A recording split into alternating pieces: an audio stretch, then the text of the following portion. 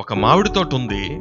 ఆ మామిడి తోట ఏ చెట్టు మీద అయితే కాయలు ఉన్నాయో, ఏ చెట్టు అయితే ఫలవంతంగా ఇంపుగా బయటికి కనిపిస్తుందో, కాయలు నిగనిగలాడుతూ కనిపిస్తున్నాయో, దేవుని బిడ్డలారా, ఆ చెట్టు మీదకే రాళ్ళు వెళ్తాయి.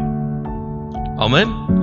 చాలా చెట్లు ఉన్నాయి మామిడి తోట, కానీ ఒకే చెట్టు కాపు కాసి దాని కాయలు చూడడానికి ఇంపుగా ఉన్నాయి, దాని మీదకే రాళ్ళు ఇసురుతారు.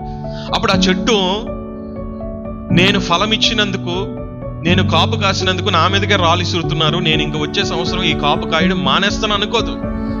దాని కాపు అది కాస్తుంది. దేవునికి స్తోత్రం కలుగునుగా. ఈరోజు నీవు నేను కూడా మన జీవితంలో కొన్నిసార్లు అభివృద్ధి పొందినప్పుడు, మన జీవితంలో కొన్నిసార్లు ఆశీర్వాదాలు పొందుకొని గొప్పగా మనం బయటికి కనిపించినప్పుడు చాలా మంది ఓర్వలేక మనల్ని నిరుత్సాహపరిచే ఎన్నో మాటలు వాళ్ళు అంటా ఉంటారు.